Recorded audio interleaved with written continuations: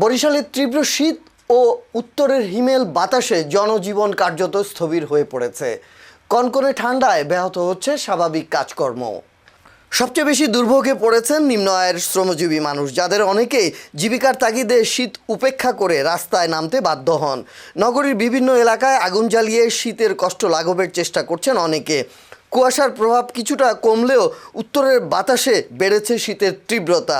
দিনের অধিকাংশ সময় সূর্যের দেখা না মেলায় ঠান্ডার অনুভূতি বেড়ে যায় বহুগুণ।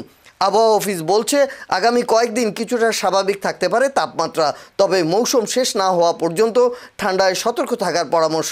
এদিকে শীতের তীব্রতায় রাস্তাঘাটে মানুষের চলাচল কমে যাওয়ায় আয় রোজগারহীন হয়ে পড়েছেন রিক্সা চালক, অটো চালক, হকার ও দিনমজুররা।